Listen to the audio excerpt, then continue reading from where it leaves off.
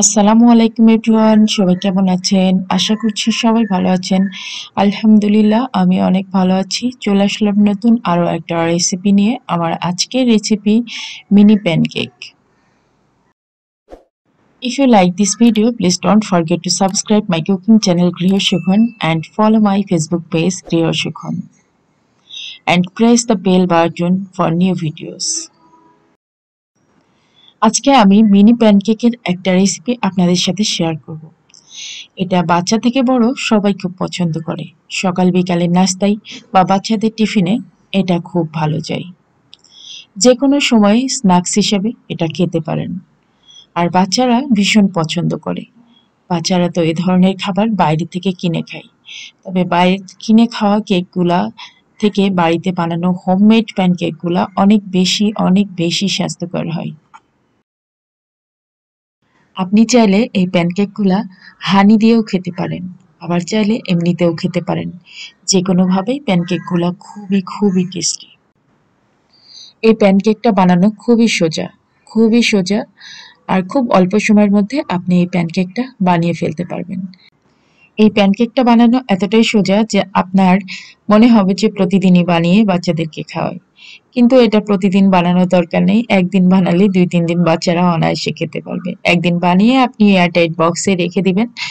তারপরে ২-৩ দিন এটা কিন্তু বাচ্চারা অনায়াসে খেতে পারবে এবং একদম ভালো থাকবে। কোনো সমস্যা হয় না। চাইলে ১ সপ্তাহ সংরক্ষণ করতে পারেন এয়ারটাইট বক্সে ভরে নরমাল ফ্রিজে রেখে। তো চলুন শুরু করি আজকের প্যানকেক বানানো। আমি আজকে কেকটা বানানোর জন্য 4টা ডিম নিব। তো মুরগির ডিমগুলোকে আমি আগে থেকে ফ্রিজ থেকে বের করে রেখেছিলাম এবং এটা একেবারে নর্মাল টেম্পারেচারে আছে। আর এই ডিমগুলোই আমি এখন এই কেক তৈরিতে ব্যবহার করছি। তো আমি আজকে 4টা ডিম দিয়ে সব প্যানকেকগুলো বানাবো। 4টা ডিমের মধ্যে আমি নিয়েছি হাফ কাপ চিনি আর নিয়েছি স্বাদ অনুযায়ী লবণ। আমি এখানে হাফ চা চামচ লবণ দিয়েছি। আপনারা চাইলে মিষ্টিতে যারা লবণ খেতে চান না তারা লবণ দিবেন না, আর যারা লবণ খেতে চান তারা লবণ দিতে পারেন। আমি যেমন হাফ চা চামচ দিয়েছি, আপনারা চাইলে কম বেশি করতে পারেন। আর এই যে এখন আমি কয়েক ফোঁটা 3 ফোঁটা মতো ভ্যানিলা এসেন্স দিলাম। এখানে 3 ফোঁটার বেশি আমি দিইনি, 3 ফোঁটাই দিয়েছি। আপনারা যেরকম ফ্লেভারটা পছন্দ করেন সেরকম দিবেন। চাইলে ভ্যানিলা না দিয়ে অন্য কোনো এসেন্সও দিতে পারেন। এখন আমি এটাকে বিট করে নিচ্ছি একটা ইলেকট্রিক বিটারের সাহায্যে। 7-8 মিনিট বিট করার পরে দেখবেন ডিমটা সুন্দর ফোমে পরিণত হয়ে গেছে এবং ডিমের কালারও চেঞ্জ হয়ে গেছে। তো আমি এই অবস্থায় 2 টেবিল চামচ সয়াবিন তেল দিয়েছি। আপনারা চাইলে গলানো মাখন বা বাটারও দিতে পারেন। আর তেলটা দেওয়ার পরে বেশিক্ষণ বিট করা যাবে না, সর্বোচ্চ 1 মিনিট। মনে রাখবেন তেল দেওয়ার পরে সর্বোচ্চ 1 মিনিট বিট করবেন, এর বেশি না। তো আমার 1 মিনিট বিট করা হয়ে গেছে, আমি 1 মিনিটের কমই করেছি। আর এখন আমি বিটাটাকে সরিয়ে ফেলছি। আর আমি এখানে হাফ কাপ ময়দা ইউজ করব। 4টা ডিমে আমি হাফ কাপ ময়দা ইউজ করেছি আর বেকিং পাউডার ইউজ করেছি 1 চা চামচ। তো এখন আমি এই যে বেকিং পাউডারটা আসলে 1 চা চামচও ইউজ করিনি, 1 চা চামচের একটু কমই ইউজ করেছি, পৌনে 1 চা চামচ বলা চলে বেকিং পাউডারটা ইউজ করেছি। তো এখন আমি অল্প অল্প করে আটাটা চেলে নিচ্ছি চালনি দিয়ে, আর এভাবে করে আস্তে করে মিশিয়ে নিচ্ছি। তো দেখেন আমি কিভাবে মিশিয়ে নিচ্ছি, ঠিক এভাবে করে আস্তে করে মিশিয়ে নেবেন। মেশানোটা কিন্তু আলতো হাতেই করতে হবে।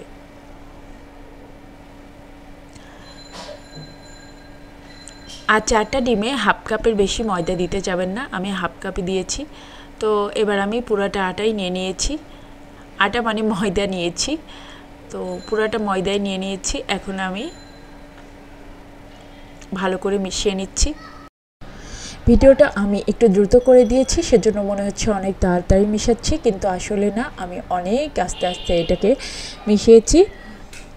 এখন দেখেন আমার মেশানো কমপ্লিট হয়ে গেছে, পুরো ব্যাটারটা রেডি। এখন একটা জিফলক ব্যাগের মধ্যে আমি এই পুরো ব্যাটারটাকে ভরে নিব।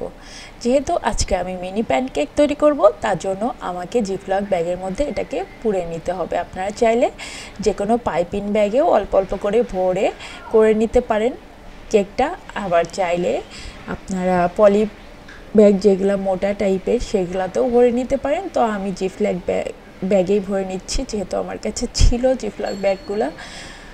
তো এখন আমি এটার মধ্যে পুরো ব্যাটারটাকে একবারে ঢেলে নিলাম, আর এটা দিয়েই আমি মিনি প্যানকেকগুলো তৈরি করব।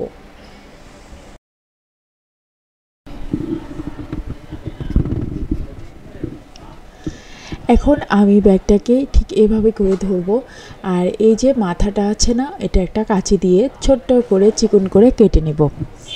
আর এই কাটা অংশ দিয়েই আমি প্যানে ব্যাটারটা ঢালবো।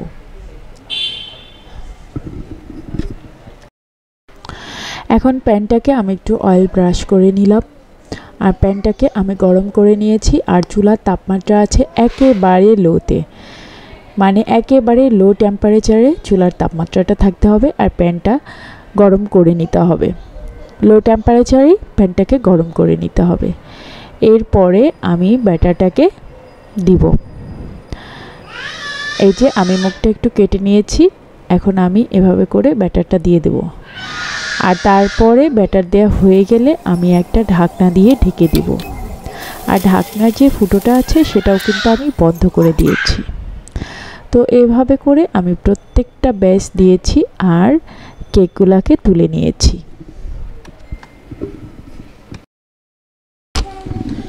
আর দেখছেন তো কত সহজে কত সুন্দরভাবে প্যানকেকগুলো বানানো হয়ে যাচ্ছে, আর দেখতেও কিন্তু চমৎকার লাগছে। আর এই কেকগুলো খেতে ভীষণ মজা হয়। এই প্যানকেকটা খেতে অসম্ভব মজা। অন্যান্য প্যানকেক যেরকম টেস্ট হয়, এই প্যানকেকটা আমার মনে হয় তার থেকে অনেক বেশি টেস্ট হয়, কারণ আমি তো প্রায়ই বানাই, বিভিন্ন ধরনের প্যানকেক বানাই। তবে আমার কাছে এই প্যানকেকটা আসলে খুব ভালো লাগে। আপনারা অবশ্যই ট্রাই করবেন, ট্রাই করে দেখবেন আর আমাকে জানাবেন যে কেমন লাগে। আমার বাচ্চারা এই প্যানকেকটা ভীষণ পছন্দ করে, আমি মাঝে মাঝে ওদেরকে বানিয়ে দিই। তো সেজন্য ভাবলাম যে আপনাদের সাথে কেন শেয়ার করব না, তাই আপনাদেরকেও দেখিয়ে দিলাম যে এটা কীভাবে বানাতে হয়। তো অবশ্যই বাসায় বানাবেন আর বাচ্চাদেরকে বানিয়ে দিবেন, বাচ্চারা অনেক খুশি হবে। আর এই যে এটা লাস্ট ব্যাচ ছিল, আমি অনেকগুলো একসাথে দিয়েছি, সমস্যা নেই। সবগুলো আবার তুলে ঠিক করে নিচ্ছি। আর এই প্যানকেকটা আমি আশা করছি আপনাদের বাচ্চারাও অনেক পছন্দ করবে, অবশ্যই বাসায় ট্রাই করবেন। আর এই প্যানকেকটা আপনারা চাইলে হানি দিয়েও খেতে পারেন, বা বাটার দিয়েও খেতে পারেন, বা এমনিতেও খেতে পারেন, কোনো সমস্যা নেই। যে কোনোভাবেই প্যানকেকটা খুবই মজার, খেতে ভীষণ টেস্টি হয়। আর দেখতে পাচ্ছেন, দেখতেও কিন্তু খুবই সুন্দর হয়েছে। আমি কিছুটা ডেকোরেশন করে আপনাদেরকে দেখাচ্ছি। আর কেকটা এতটাই সফট হয়, আসলে আমি আপনাদেরকে বলে বোঝাতে পারছি না কেকটা কতটা সফট হয়, অনেক সফট হয়। আর এরপরে ভিডিওটা ভালো লাগলে অবশ্যই আমার চ্যানেলটা সাবস্ক্রাইব করে দিবেন, পাশে থাকা বেল আইকনে একটা প্রেস করে দিবেন। এতে করে আমি যে কোনো ভিডিও দিলে তার নোটিফিকেশন আপনার কাছে পৌঁছে যাবে, আর সহজে আপনি আমার নতুন ভিডিওটা দেখে নিতে পারবেন। আর যারা অলরেডি আমার চ্যানেলটা সাবস্ক্রাইব করেছেন তাদেরকে জানাচ্ছি অসংখ্য অসংখ্য ধন্যবাদ আমার চ্যানেলটা সাবস্ক্রাইব করে চ্যানেলের সঙ্গেই থাকার জন্য। এখন যেহেতু রমজান মাস, আপনারা ইফতারিতে এ ধরনের প্যানকেক রাখতে পারেন। ইফতারিতে কিন্তু এটা খুবই স্বাস্থ্যকর একটা আইটেম হবে। আবার আপনারা ঈদের দিনে রাখতে পারেন খাবারের টেবিলে। তো ঈদের দিনে খাবারের টেবিলে যদি এ ধরনের প্যানকেক থাকে, বাচ্চারা খুবই খুশি হবে এবং টেবিলের সৌন্দর্যটাও অনেক অনেক গুণ বেড়ে যাবে। তো এজন্যই আপনাদের সাথে এই রেসিপিটা শেয়ার করলাম, যেন আপনাদের কাজে লাগে। রমজান মাসে অনেক কাজে লাগবে। আর কেকটা দেখেন, আমি একটু ভেঙে দেখাচ্ছি কতটা সফট হয়েছে, কতটা নরম হয়েছে, তুলতুলা একেবারে। ছোট ছোট প্যানকেক ভীষণ মজা। আমার নিজের কাছে খেতেই খুব ভালো লাগে। আমার বাচ্চারা যে শুধু পছন্দ করে তা না, এটা আমিও পছন্দ করি। আসলে বলতে গেলে ছোট থেকে বড় সবাই এই কেকটা পছন্দ করবে। তো যাই হোক, আমি আমার ব্লগটা শেষ করব। সবাই বাসায় ভালো ভালো হেলদি হেলদি খাবার রান্না করে খাবেন, তাহলে নিজেও সুস্থ থাকবেন, পরিবারও সুস্থ থাকবে, সবাই সুস্থ থাকবে। তো আপনাদের সকলের সুস্বাস্থ্যই আমার কাম্য। আর আপনারা সবাই আমার বাচ্চাদের জন্য দোয়া করবেন, আমাদের জন্য দোয়া করবেন, আমার পরিবারের জন্য সবাই দোয়া করবেন। পরের অন্য কোনো রেসিপিতে আল্লাহ বাঁচিয়ে রাখলে আবার আপনাদের সাথে কথা হবে, দেখা হবে। আজকের মতো এখানেই বিদায় নিচ্ছি। আল্লাহ হাফেজ।